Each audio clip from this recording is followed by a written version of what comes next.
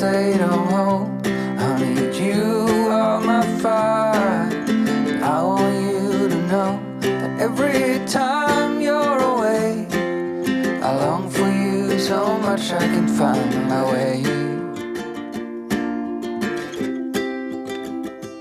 We got Hey guys, going for a drive up Fraser Beach, or Fraser Island Beach. We're heading up to the cathedrals and up to the Champagne Baths. On the way back we'll stop at the Mahino Wreck, and then we'll go to Eli Creek, which is like the lazy river, so to speak. You jump in there, float down, and yeah, we'll bring you along. Hopefully it's a good day. A little bit grey out there at the moment, but it's nice and warm, and I don't think we'll get any showers until late this Savo. That's if we get some. Anyway guys, enjoy the scenery, and yeah, we'll bring you along with us. At least to stay alive, and the time that we share makes it all worthwhile. Got this place on our own. Do you feel that we got something strong? We just stopped at the Pinnacles, Cathedral Beach, just to have a look at the coloured sands while we're on our way up to the Champagne Baths. And I saw you walking the line, and the truth may come as us. Welcome to the Pinnacles, hundreds of thousands of years in the making, but still so fragile. These are ancient coloured sands. More than 700,000 years, grains of sands have been stained by the iron-rich minerals in the clays that bind them. So they're rehabilitating all this area here. It's all fenced off now. I suppose that's so no one can scratch any of the coloured sands into a bottle or something and take it home. You can buy coloured sands at the Yorong Beach Village. I actually think the best view for these are from the beach, looking back towards the beach. And I saw you walking the line, and the truth may come as when we wake, hear the birds and see the sun. Side by side our fears are done. All the good times just begun.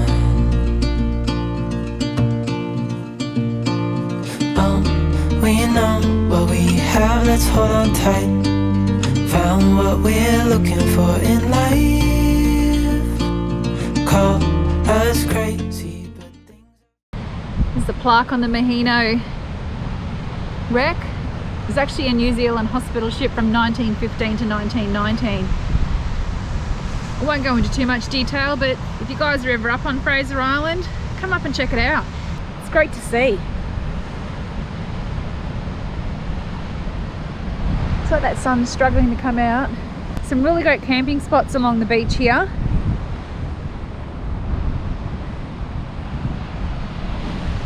I actually liked back further a little bit Eli Creek campground and the Mahino campground. They look like they have some really grassy spots where you can put your tents or caravans. And there's the wreck.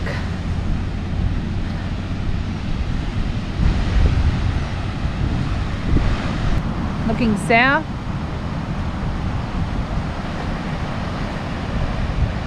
And looking north, see a bit of rain in the sky up there. Anyway, hopefully that rain that you can see out there does not come this way.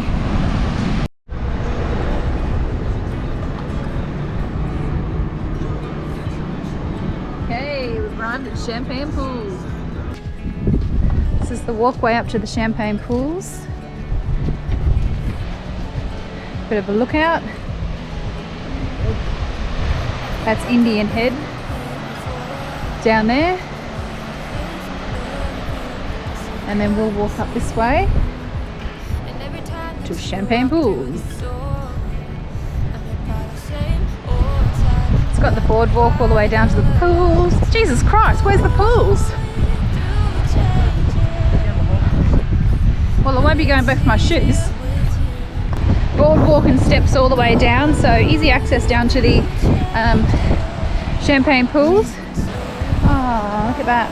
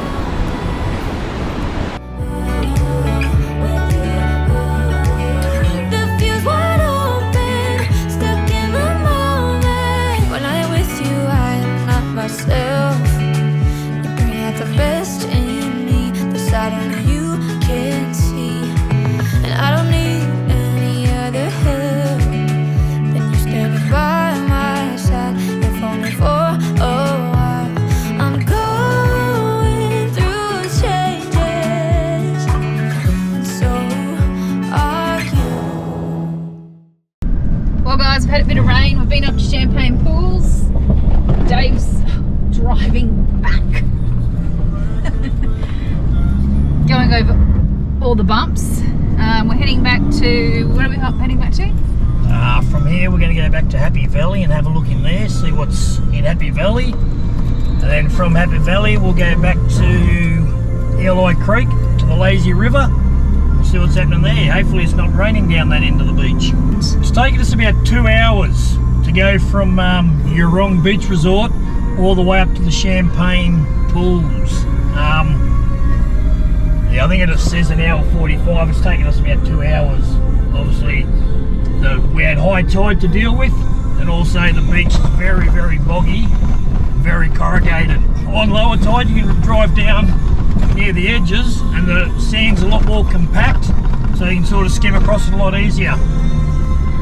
Been pretty good though so far. I've never driven on the beach before, so if I can do it, most of us can get out there and have a go. There's only one spot where we started to bog down, so I just took it out of that was when Dave was driving. 4 high and put it into 4 low, bang, straight out, not a problem. Didn't miss a beat. Oh, Roz was a little bit scared, thought she was going to start digging, but give me a bit of a dirty look. Away we went. I wasn't going to be digging at all. A few campers up here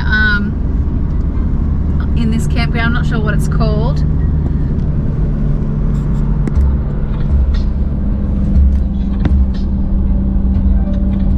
Small caravan.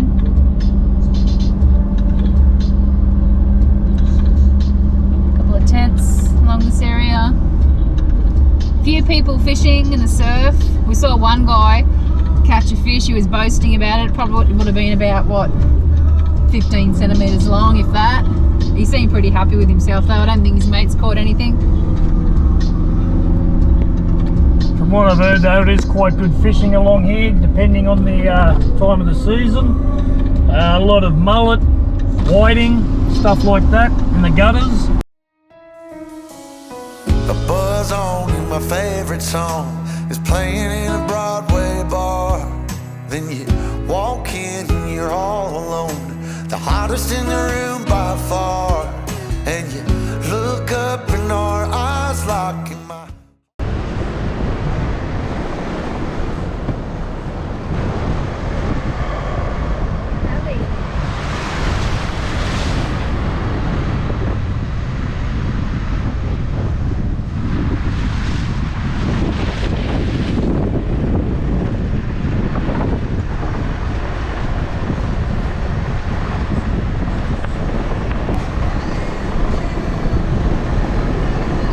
Happy Valley.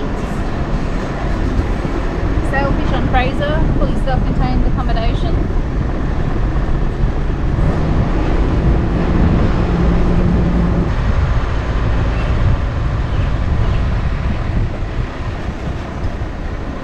Shop, fuel, restaurant and bar. Oh, a bar down Australia, not to stop to drink. Fraser Island Village, Happy Valley.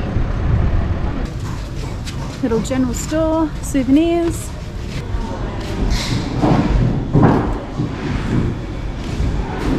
Oh, there's quite a ship. USS Mahino, 1905 to 35, World War I Anzac crew.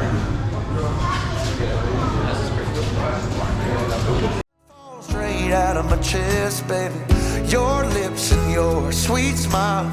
Let me kiss it till I die. For the rest of our lives, yes, you and me were meant to be. For the rest of our lives, drop your guard and take a ride with me. 'Cause you got what I want, oh, and I got what you need. For the rest of our lives, it's gonna be a done deal, just wait and see. So we're at the Eli Creek, which is a bit of a lazy river. People jump in little blow-ups and float down. It's just a bit of a thing about dingo encounters and living wild on Fraser Island. Anyway, on this creek they have a boardwalk that walks along it. So this is where everyone comes out.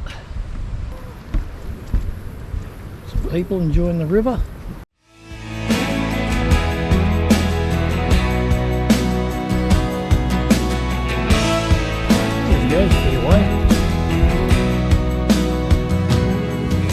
Well, the sun's up, you wake up. For your safety, the water height in this creek may vary and may be shallower than it looks. Take care entering the water, never jump or dive into the water. Beautiful and clear.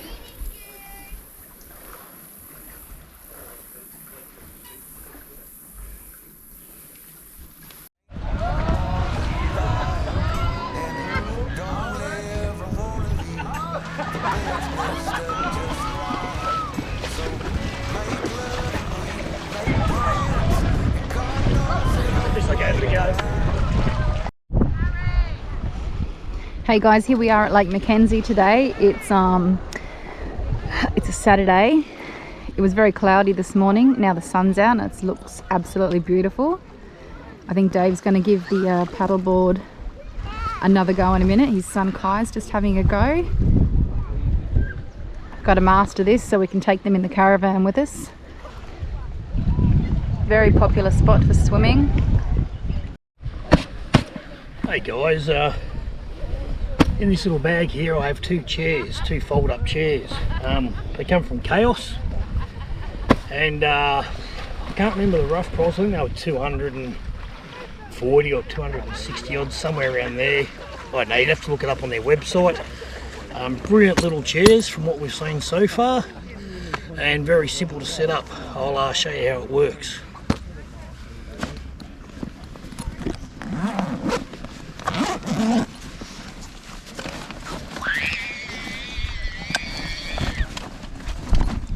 So the chair itself comes like this with a little carry handle, and all you do to set it up is you undo this part, chair drops down, undo the bottom tab, folds around,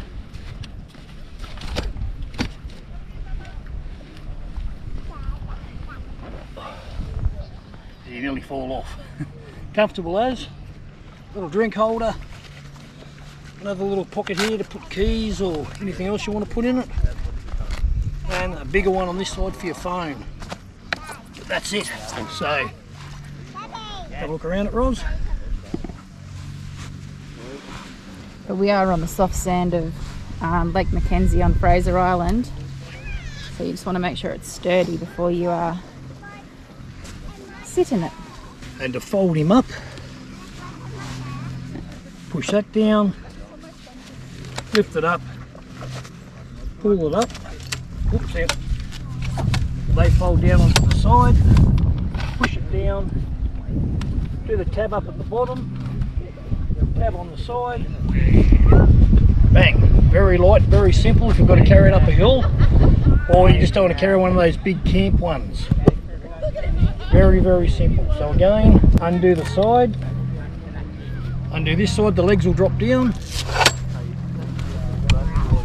fold it round, up, and just spread it out.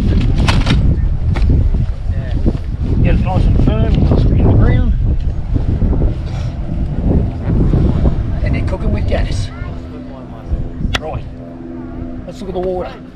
he comes. He's on it like a surf ski. Try stand up now. I'm not here for your amusement. Doesn't matter. I'm critiquing you. I'm critiquing you. So get on your knees so you can watch your own feedback. Spread your knees and it's easier, and go back a bit. Watch out, guys. Feet further apart.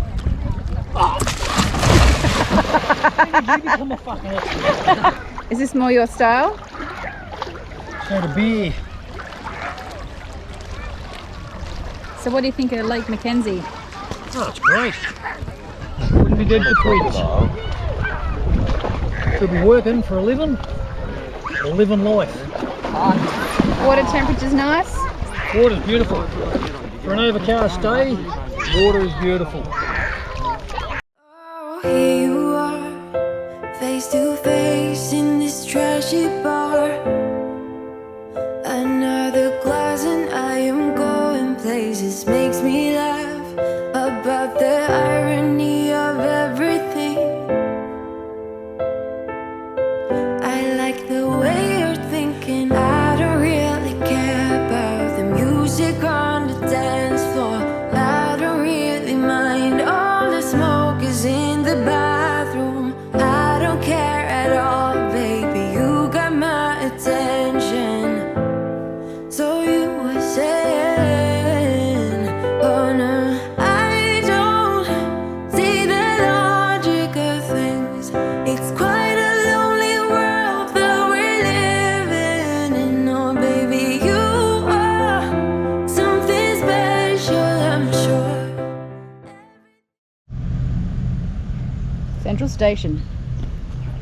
Here we are at Central Station, which apparently used to be the huts and the main station for the loggers when they were doing logging here on Fraser Island. We'll go on in and we'll have a bit of a look and we'll fill you in on the story.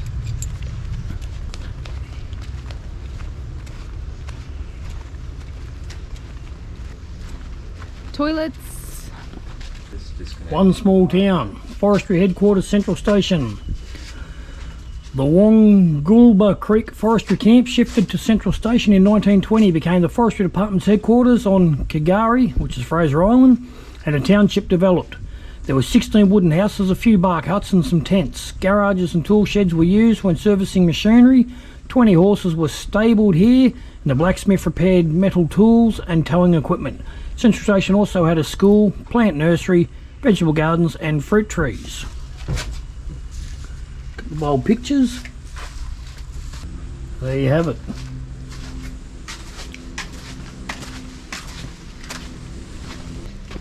Building with history.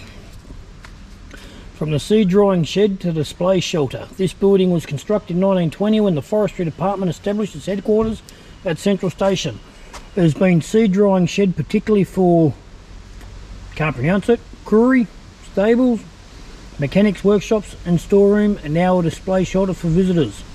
Look nearby for relics of the workshop days. Behind you is a fuel bowser, ramp for servicing vehicles, while the gear of the building is a fuel drum rack. Right, so over here, the old fuel bowser.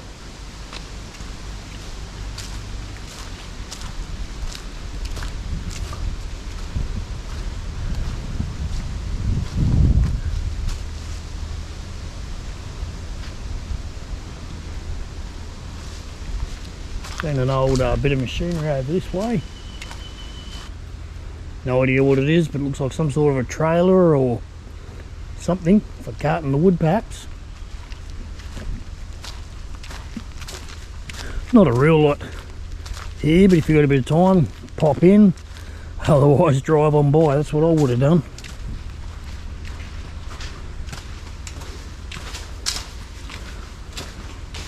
And over in the bushes we have one of the creatures of the local island.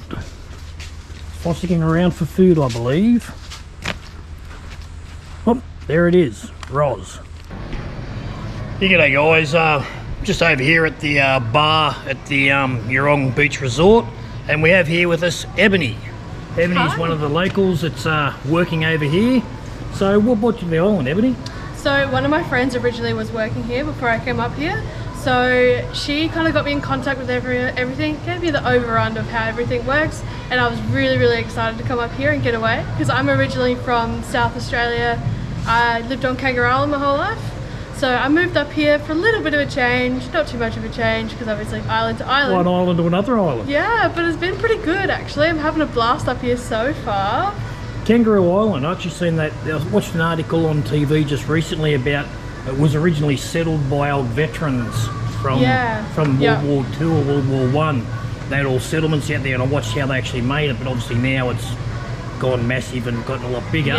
But what do you actually do here on the island? So I work in 2 different departments. I work down at our little bakery we have there, you know, cooking the pies, pasties, and just serving everyone. But I spend the majority of my time up here in the restaurant. So I'm normally working behind the bar, making your cocktails, your beers, and then lunch service, clearing plates, and just, helping out wherever I can, really. And what sort of a roster do you work? So we have a roster where we work 10 days on, and then we have 4 days off. So we can do whatever we want on those 4 days off, but we have to have those 10 set days before we can have our 4 days off. And is it 8-hour days or is it longer? They're normally 8 to 9 hour days, depending on what shifts and where you work. But we do have some split shifts, so some people will work breakfast and dinner, but most of the time it's just one long shift, probably 8 hours, 9 hours. I know you've only been here a short time, but have you had any famous people come through? We have. Can't quite remember his name. Can't be that famous then. We've had a famous YouTuber come through. He did all this, I don't know if you guys know about the silly salmon craze that happened. Yes. Him and his best mate started all of that, so they came through. And that's all that's come through since I've been here. But yeah, that's pretty cool seeing him here. Do you get much trouble at all over here? No, this is a very quiet island. It's normally like the older people coming through and a couple of young groups, but nothing too crazy.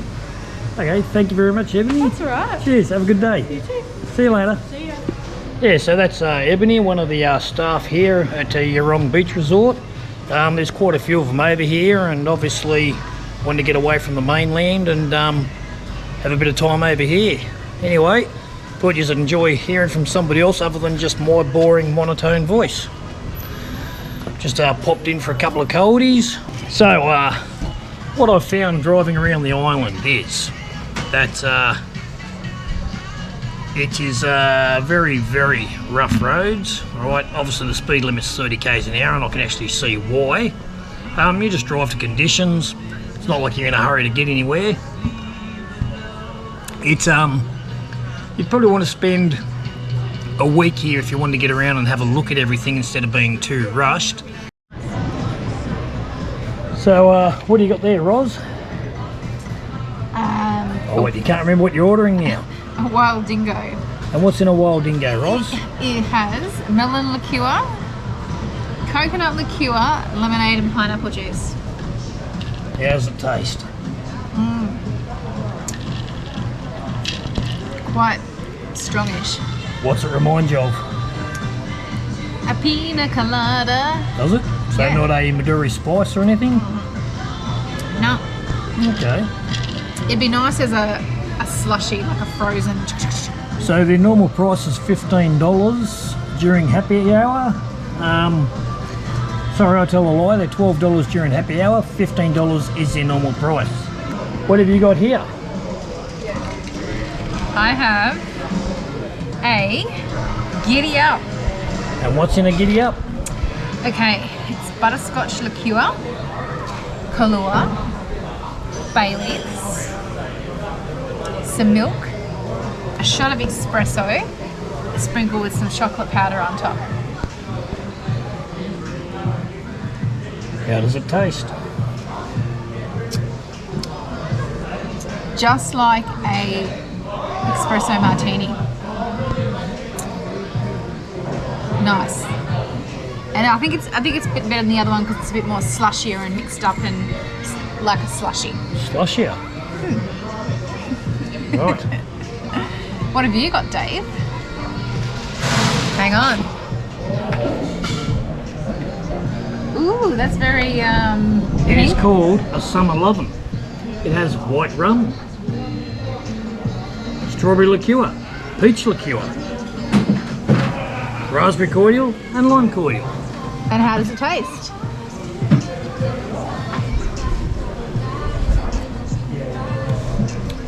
It's very sweet like me. But yeah, it's the taste of summer. Cheers. Total sense when you're next to me.